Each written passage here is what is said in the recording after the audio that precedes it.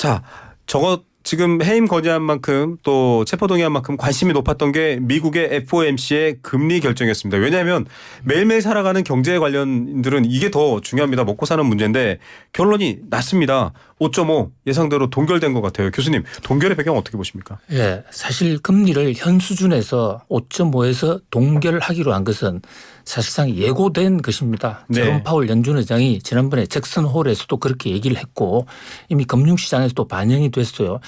동결 자체에는 큰 주목을 끌지 않았습니다. 사실 동결과 함께 나온 네. 앞으로 어떻게 할 것이냐.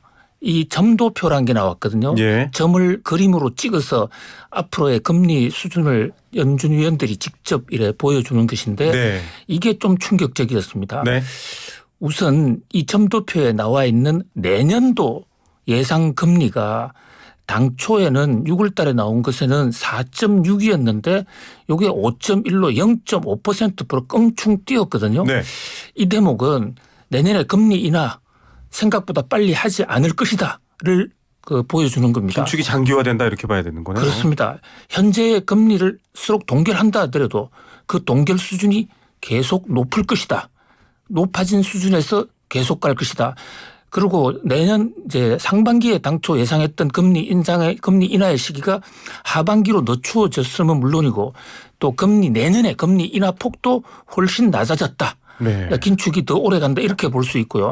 또 하나는 올해 전망인데 올해 전망도 뉴욕 증시 일각에서는 이제 점도표상으로 좀 이제 물가도 좀 잡혔으니까 금리를 좀 낮추지 않겠는가 했는데 이것을 5.6으로 그대로 현상 유지했거든요. 예. 그러면서 제롬 파월 연준 의장이 FOMC 끝난 직후에 기자회견에서 올해 추가로 올릴 가능성에 대해서 아주 강력히 시사를 했어요. 바로 이런 매파적인 어떤 이 발언과 점도표가 나오면서 뉴욕 증시도 떨어졌고 지금 아시아 한국의 코스닥, 코스피 증시도 전 세계 증시가 상당히 좀 조정을 받고 있거든요. 네. 당초 예상보다는 현재 미국의 긴축이 좀 더 강하게 좀 더 오래 지속될 수 있다라는 그런 것을 보여준 게 FOMC의 회의의 결과다 이렇게 요약할 수 있겠습니다. 지금 기온이 더 떨어지진 않는데 겨울이 계속될 겁니다. 이런 말 같기도 하고요. 소장님, 원인도 여러 가지가 있고 우리도 대비해야 될 것들이 많을 것도 같고요. 예. 일단은 지금 그 연준의 시각을 재차 확인했다라는 측면에 있어서는 네. 매우 중요하다라고 보여집니다. 우리가 그 작년에도 그래 왔었던 것들의 어떻게 보면 반복일 수 있겠는데요. 연준 같은 경우 뭐 긴장을 푼다라는 얘기를 그동안 하지는 않았었고 네. 이번에 나온 얘기를 보면 긴장을 유지한다라는 어떤 뉘앙스거든요. 네. 근데 작년과 올해 나온 특징을 보면 월가에서는 계속 연준이 이제는 허리띠를 풀 것이다. 네. 연준은 허리띠를 풀 것이다라고 계속 얘기한 거죠. 작년 같은 경우는 대표적으로 연준이 금리 인상 기조를 이렇게 가파르게 가지 않을 것이다. 이렇게 봤었고 올해에는 연준이 이제 금리를 더 이상 올리지 않을 가능성이 있다. 이렇게 네. 봤었던 겁니다. 하지만 연준은 그러한 부분에 대해서 전혀 언급조차 하지 않았고 미리 뉘앙스를 준 것도 없었어요. 우리가 지난번에도 다루긴 했었습니다만 파월 의장이 유럽 갔을 때만 하더라도 뭐 중립금리 얘기를 하지 않을까. 네. 아니면 뭐 2% 물가 목표치를 3%로 올리지 않을까. 월가에서 그런 것들을 예상했었습니다만 파월 의장은 요지부동이었거든요. 이번에도 그런 것들이 확인됐다라고 좀 말씀드릴 수가 있겠죠. 물론 지금 현재 유가가 올라가고 있는 부분들 네. 뭐 미세하게 좀 떨어지긴 했습니다만 그런 부분들 그다음에 이제 CPI라든지 이런 근원 CPI라든지 이런 것들이 좀 견조한 부분들이 있긴 합니다만 그런 것들이 연준이 스탠스를 바꿀 만한 그런 요소들은 아니거든요. 단지 이제 정리를 하자면 연준은 연준의 길을 지금 가고 있는 거고 월가에서 바랬던 말이 들리지 않았었다. 근데 이제 증시가 흔들리는 부분들은 과거에도 보면 연준이 이렇게 얘기를 하고 증시가 대응할 시간이 항상 짧았어요. 네. 그러니까 보통 그 다음 날 그 제대로 된 모습들을 보이거든요. 네. 그렇게 왜냐하면 이번에도 연준은 그 증시를 놓고 보면 다우 지수와 S&P 그리고 뭐 필라델피아 반도 지수가 각각 그 빠지는 폭이 달랐기 때문에 오늘 밤에 증시에서는 제대로 된 반응들이 나타나지 않을까. 우리가 오늘 좀 빠졌던 거는 추석 연휴에 대한 어떤 위험 부담도 네. 있었고 여러 가지로 봐야 되지만 어찌됐든 시장이 바랬던 얘기를 하지 않았다라는 측면에 있어서 뉴욕 증시 같은 경우 장 막판까지 하락하는 모습들을 보였다. 이렇게 정리해드릴 수 있겠습니다. 네. 기대라는 건 사실 좋은 것과 나쁜 것 둘 다를 품고 있습니다. 기대가 항상 기쁨만 있는 건 아니고 또 항상 실망만 있는 건 아닌데 이 기대와 현실은 다르다는 점이고 아까 지금 이제 차영주 소장님께서 말씀해 주셨습니다만 지금 유가도 사우디와 러시아가 가격 조정을 위한 감산을 당분간 풀 생각이 없다고 합니다. 여러 가지 또 대체 에너지 문제도 끼어 있고 그래서 장기화될 것 같거든요. 지금 연준도 물가 잡을 때까지 계속할 거야라고 긴축을 장기화할 것 같고요. 이게 빙하기도 아니고 이런 상황이면 사실 좀 숨통이 트이고 시중에 돈이 풀리길 바라는 증시나 일반 뭐 경제생활 주체들은 굉장히 좀 힘들어할 것 같아요. 여긴 좀 별다른 대책이나 혹은 바람이 있어야 될까요? 예, 사실은 그 샴페인을 좀 일찍 터뜨렸다라는 그런 지적도 있는데요. 한번 오른 물가가 역사적 고찰을 해보더라도 그렇게 쉽사리 잡히지가 않습니다. 네. 그리고 물가가 한때 미국의 경우에 CPI가 9.3%까지 올라갔는데 네. 워낙 높은 상태에서는 어느 정도 떨어지는 게 좀 쉬워요. 네. 우리가 학생들의 성적 그 표 관리를 해보더라도 뭐 100등 하는 학생이 한 10등 정도로 달려오는 거 이것은 뭐 조금 노력하면 빨리 이루어지기도 하는데 네. 2등 하는 학생이 1등 하는 거 어렵죠. 이거 쉽지 않거든요. 한도 문제 차이죠. 네. 예. 그리고 지금 물가가 9.3에서 3%까지 내려오는 것은 성큼성큼 빨리 왔어요. 네. 근데 연준의 목표가 지금 3이 2%지 않습니까? 그렇죠. 그 3에서 2%로 내려오는 게 이게 간단치가 않네요. 네. 그리고 이게 지금 물가가 어느 정도 잡혔다 싶으니까 사람들이 수요가 조금 방만하게 특히 미국의 경우에서는 석유, 휘발유 많이 쓰고 있고 네. 자동차 운전도 많이 하고 그러게요. 있거든요. 그게 다시 유가를 올리고 있거든요. 네.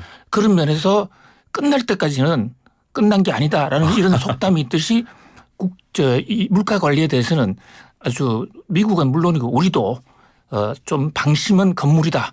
좀 더 타이트한 자세로 지켜보면서 어떤 적극적으로 대처할 필요가 있다 이렇게 보여집니다. 그런 경우에 사실 그러면 이제 많은 국민들이 자, 이 미국 상황과 글로벌 상황, 러시아나 사우디도 어느 정도 수요가 있기 때문에 사실 저렇게 자신 있게 감산해서 가격을 올리는 건데 그러면 우리는 증시도 있고요. 또 한국의 기준금리도 있고 여러 가지 우리는 어떻게 해야 되지에 대한 궁금증이 많을 것 같아요. 다양한 좀 전망도 있을 것 같고 대비도 있을 것 같아요. 일단 한국은행 금통위가 금리를 한 차례 정도는 더 올릴 가능성이 좀 더 올릴 커졌다. 수도 있다. 예, 네. 이렇게 좀 봐야 되겠죠.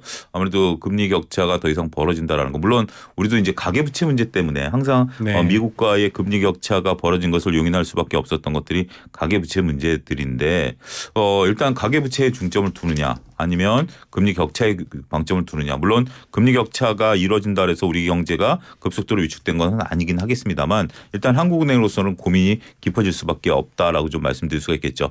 또 유가가 이렇게 고공행진을 하게 된다라면 우리 이제 그 대외 무역 적자도 더 커질 수밖에 없다라고 보여지고 이러한 유가의 급등은 특히 우리나라 같이 이렇게 그 산업재를 많이 생산하는 네. 국가 입장에서는 매출 원가가 올라갈 수밖에 없다라는 거죠. 네. 그런 부분들 때문에 상당히 조금 부정적으로 작용할 수밖에 없다라는 겁니다. 더군다나 글로벌 경제가 살아나고 있는 상황이다라기보다는 미국만 지금 살아나고 있고 중국 같은 경우 일부 경제 지표가 호전세를 보이고 있습니다만 우리가 아직까지 중국에 기대서 성장하는 면들이 네. 크는 면에 있어서 그 폭은 그렇게 크지 않다라고 본다라면 일단 우리가 유가도 올라가는 것이고 더군다나 기업들의 조달 금리가 올라가면 우리가 이제 미국의 기준금리가 올라가면 우리 회사채 금리가 영향을 받아요. 네. 그런 영향들이 있기 때문에 기업들의 부담이 또 굵어질 수밖에 없다라는 측면에 있어서는 대외 전반적으로 우리한테는 악재일 수밖에 없지 않겠는가 말씀드릴 수 있겠습니다. 네, 뭐 기준금리가 당장 지금 대출하신 분들, 차주들, 소비자들한테 바로 영향이 오는 건 아닌데 말씀하셨던 것처럼 굵직굵직한 경제 주체들한테는 영향을 줄 수밖에 없는 부분입니다.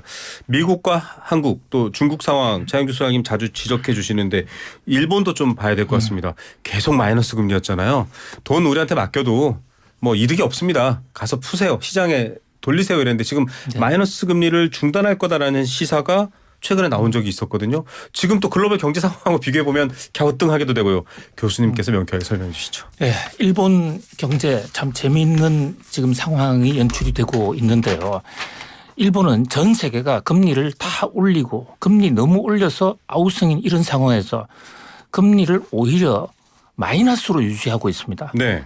좀 뭐 제대로 된 중진국 이상 중에서 마이너스를 하고 있는 나라는 지금 일본이 유일하거든요. 다 바뀌었죠. 예, 마이너스 금리라는 것은 예금하면 이자를 주는 것이 아니라 수수료 보관 수수료를 내라. 네. 이런 얘기란 말입니다. 그러니까 일본의 중앙은행인 일본은행이 시중은행 들어 우리한테 돈 맡기지 말고 가서 풀어. 네. 이것은 이제 경기가 그만큼 나쁜 일본의 잃어버린 40년 그동안의 디플레이를 상황을 극복해 보고자 하는 이런 건데요. 그렇게 계속 돈을 풀다 보니까 지금 일본 엔화가 가치가 아주 뚝뚝뚝 그렇죠. 떨어졌습니다. 그래서 우리나라 일부 이제 일학개미라고 하는 투자자들은 일본 주식을 사고 있고 네. 또 일본 여행 가면 실제적으로 지금 과거보다는 훨씬 싼 우리나라 돈 가치가 상대적으로 높아졌기 때문에요. 싸게 일본을 다녀올 수 있는데 벌써 지금 일본 엔화가 이렇게 떨어진 게 어제 오늘의 일이 아니거든요. 네. 작년에도 떨어진다 해서 많은 사람들이 엔화를 샀어요. 네. 그래가지고 엔화 오르기만 지금 기대하고 있는 사람들이 많습니다. 그러면 지금 만약에 엔화가 올랐다면 그 환차익을 누릴 수가 있는데 지금 엔화 더 떨어지고 있어요. 900원입니다. 903원으로 끝났네요. 예, 800원 선까지도 지금 무너졌거든요. 네. 자, 그런데 지금 일본 은행이 미국의 FOMC 같은 회의를 오늘 지금 시작을 했습니다. 네. 1박 2일로 하니까 내일 발표가 나오는데 자, 일본도 이제 물가가 좀 올랐으니까 이제는 마이너스 금리 포기하겠지. 그다음에 또 채권 금리 그 YCC라는 정책 네. 금리도 좀 끌어올리겠지 하는 그런 전망이 있긴 있어요. 그런데 골드만삭스 같은 곳에서는 아니다. 아직 일본은 멀었다. 일본은 마이너스 금리를 좀 더 해갈 것이다. 네. 이런 정반대적인 얘기. 그리고 적어도 한 1년 정도는 일본 엔화 환율은 지금보다 더 떨어질 수 있다. 이런 전망을 내놓거든요. 네. 왜냐하면 지금 일본의 물가가 좀 올랐다고는 하지만 그 전년 동기 대비로 기저효과 때문에 그런 것이고 아직도 일본은 네. 우리는 물가가 높아서 탈이지만 일본은 물가가 낮아서 아직도 평균적으로 2%가 안 된다는 겁니다. 네. 그래서 현재 뉴욕 증시의 전문가들 전망은 내일 발표하겠지만 내일 일본이 마이너스 금리를 철회할 확률이 10%도 채 안 된다. 아, 일본은 네. 당분간 마이너스 금리 체제를 좀 더 갈 가능성이 높다. 최근에 이와 관련해서 기시다 일본 총리가 지금 유엔 총회 참석한 자리에서 일본 기자들과 그 이 기자회견을 한 자리에서 일본 경제 아직도 갈 길이 멀다. 이렇게 또 얘기를 했어요. 네. 이것은 마이너스 금리를 조금 더 계속할 수 있다. 이 일본 엔화에 투자하시는 분들은 좀 참고해 볼 만한 기시다 총리 얘기가 아닌가 이런 생각이 듭니다. 예. 아, 단지 뭐 전체적인 글로벌 경제 상황뿐만 아니라 또 일본이 내수가 좋아지고 성장률도 굉장히 긍정적으로 나왔습니다만 내면을 들여다보면 굉장히 긴 침체와 기저효과로 인한 착시 이런 거 되게 조심해야겠네요. 그런데 지금 주변에 일본 관심 가지는 분들도 많거든요. 가장 최악이 일본 엔화 대출 받아서 미국채에 투자하신 분이다라는 역설이 네. 예, 지금 돌아다니고 있는 거죠. 굉장히 이중으로 손해를 보고 있는 이중으로 손해. 예, 이거 뭐 증권사에서 좀 상품을 좀 팔았나 봐요. 그걸 사신 분들이 좀 계신가 봐요. 네. 그러니까 이제 개인이 그 구조를 만들 수는 없는 거죠. 그런데 이제 엔화 대출을 받아가지고 싸니까 네. 이제 미국 국채를 투자한 건데 어쨌든 이렇게 환율 부분과 이것은 이제 글로벌 투자한다라는 것은 쉽지 않다라는 것이 다시 한번 증명된 네. 하나의 해프닝이 아니겠나라고 싶습니다. 일단 일본이 뉘앙스를 띄우긴 했었습니다만 교수님이 자세히 설명해 주신 것처럼 일단 쉽게 결론 내지 못할 것이고 이거는 기존에 있었던 일본의 경제 정책을 크게 바꾸는 거니까 단순하게 마이너스 금리를 하냐 안 하냐가 아니라 네. 지금까지 끌고 왔었던 꽤 오랜 기간 동안 일본의 경제 정책 자체를 흔들어 놓는 거기 때문에 쉽지는 않을 것 같아요. 만약에 바꾼다 하더라도 어떤 그 좀 뉘앙스를 좀 더 풍기고 다음 정도나 이렇게 가능성이 있지. 제 개인적으로는 그렇게 봅니다. 이렇게 너무 급작스럽게 변화가 나올 가능성은 저도 쉽게 생각하지 못하겠다라고 말씀드릴 수 있겠습니다. 네. 너무 지금 이제 차영주 수석님이나 김대희 교수님 말을 들어보면 많은 분들이 빨리 이제 시세 차익이나 혹은 수익을 실현하기 위해서 관심들이 높은데 그런 호흡으로 바라보시면 안 된다라는 경고뿐만 아니라 이렇게 매핑을 지금 해주시는 것 같습니다. 하나가 걸려 있는 문제가 아니어서 굉장히 복잡한데요. 유가 얘기 중간에 앞서 잠깐 나왔습니다만 일단은 저희 방송 들으시는 이 운수 종사자분들도 많으세요. 운전하면서 저희 방송을 뭐 켜놓는 버스 기사님들도 많으신데 기름값 보면 답답하다 못해 겁이 덜컥 난다 이런 분들도 많으십니다. 유가가 앞서도 설명했지만 뭐 여러 이제 사우디나 러시아의 감산으로 인한 가격 조정 이런 부분들도 있겠지만 장기적이다라고 하게 될 때 결국은 악영향을 줄 수밖에 없잖아요. 아까 그 기업들 얘기도 하셨습니다만. 예, 지금 세계 경제의 가장 큰 근심거리 복병이 유가입니다. 네. 우리나라는 특히 영향이 더 크죠. 그런데 사실 거꾸로 생각해 보면요. 올해 국제 유가가 많이 떨어졌어요. 지난 3월 달에 60달러, 배럴당 60달러까지 떨어졌던 것이 이제 그 이후에 지금 올라서 90달러 선 35% 정도 올랐는데요. 네. 작년 말부터 연초까지는 엄청나게 떨어졌었거든요. 그래서 전 세계 물가가 잡혔다라는 그런 착시 현상이 생기게 된, 그러니까 국제유가가 갑자기 떨어지다 보니까 미국의 CPI든 PC든 한국의 소비자 물가가 굉장히 빨리 떨어진 것처럼 보였었어요. 네. 근데 그런 관점에서 본다면 어떻게 보면 지금 상황이 국제유가가 급격히 오르는 것이라기보다는 뭐 정상 궤도로에서의 어떤 환원 네. 이렇게 볼 수도 있습니다. 원래 작년에 우크라이나 전쟁 당시에 국제유가가 배럴당 120불까지 갔거든요. 네. 거기에 비하면 지금 90달러라는 것은 낮은 편이에요. 사우디나 이 바로 러시아는 이런 점을 들어가지고 지금 국제유가 결코 높지 않다 이렇게 얘기하고 있거든요. 자, 그리고 이제 이 어느 정도 물가가 잡혔다고 생각하니까 사람들이 소비를 더 늘리고 네. 미국은 오늘 연준 FOMC 나온 결과에 하더라도 경기 전망을 보면 미국의 지금 성장률 예상보다도 2배 이상 높아지고 있거든요. 네. 그러다 보니까 석유 소비가 더 많아진 겁니다. 예. 그런 면에서 좀 이 가격 숨고르기를 하지 않겠느냐. 뭐 그럼에도 불구하고 저는 유가의 대폭등 가능성은 뭐 그렇게 높지 않다. 네. 이렇게 봅니다. 현재 지금 수급 상황을 보더라도요. 지금 현재 미국이 전략 비축유라는 것을 네네. 갖고 있는데요. 약 7억 배럴 정도 갖고 있었는데 국제 유가 하락을 위해서 전략 비축유를 무려 약 한 6억 배럴 정도를 시장에 풀어버렸어요. 네. 그러니까 지금 미국이 비축유가 모자랍니다. 그러니까 심리적으로 미국도 이제는 어떻게 할 수 없을 거야 이러다 보니까 선물 시장의 가격이 좀 오른 측면이 있는데요.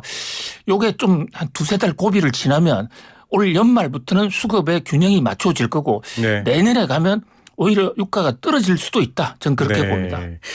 이게 오른다 내린다라는 기준으로 보는 게 아니라 정상 혹은 뭐 노멀 이 표현을 쓰셨는데 그게 정답인 것 같습니다. 당장 전에 쌌던 게 올라가면 비싸다. 우리는 이렇게 인식하지만 전체적으로 유가가 균형을 잡아가는 흐름이다라고 보셨네요. 기업들도 그러면 조금 어쨌든 뭐랄까요. 지나치게 비용이라든지 여러 부분에서 좀 얼어 있는 건 아니고 나름 대비를 하고 있다고 봐야겠네요. 근데 이제 유가의 변동성이 요 몇 년 동안에 좀 많이 커졌죠. 특히 이제 작년 전쟁 터진 이후부터 맞아요. 유가의 변동성이 우크라이나 많이, 이후로 예, 여기에 또 환율의 변동성도 굉장히 커지면서 환율. 네. 예, 기업들이 적응하기가 그렇게 쉽지는 않은 것으로 보여집니다. 특히 이제 유가와 관련된 이런 것들을 이제 많이 주력으로 하는 기업들 같은 경우 현재 주식 시장에 있어서의 주가 움직임이 상당히 낮은 수준이거든요. 네. 결국 우리가 이제 기업들이 대응한다라는 측면에 있어서는 이것을 이제 어느 정도 예측 가능한 범위 내에 있어야 네. 되는데 지금 예측 불가능한 영역으로 보고 있는 거죠. 환율도 지금 예측하기 어려운 상태,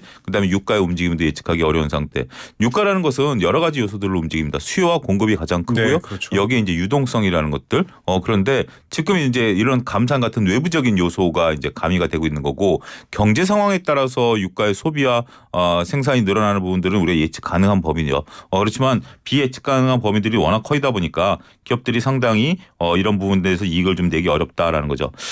이것은 이렇게 보셔야 될 것 같아요. 이들이 이것에 적응하느냐 문제가 아니라 투자자들 입장에서 본다라면 네. 이것은 예측 불가능의 영역으로 지금 조금 더 기울어진 부분들이에요. 그러면 이것 때문에 기업이 이익이 증가할 수도 있고 기업의 이익이 감소할 수도 있죠. 네. 그러면 기업의 가치를 평가할 때 이 부분은 감안하고 평가를 해야 된다는 거죠. 네. 단순하게 숫자가 나온 것에 따라서 환율이라든지 유가 상황에 따라서 이익을 봤다 그래서 기업이 좋아진 게 아니라 이거는 외부적인 요소로 좋아진 거고 예. 나빠졌다라는 것도 외부적인 요소로 나빠진 거기 때문에 우리가 환율 효과, 유가 효과는 기업의 가치 평가에 있어서 조금 이제는 좀 가감을 해줘야 되는 요소로 변질됐다. 원래 환율만 좀 그렇게 따져주거든요. 근데 네. 이제 유가도 그런 요소로 평가를 해야 된다 이렇게 말씀드릴 수 있겠습니다. 경제를 보면 신호등에 민감한 존재 같습니다. 경제라는 게 살아있는 생명이라면 빨간불인지 파란불인지 애매할 때 굉장히 어려워합니다. 불확실성을 너무 싫어하는데요.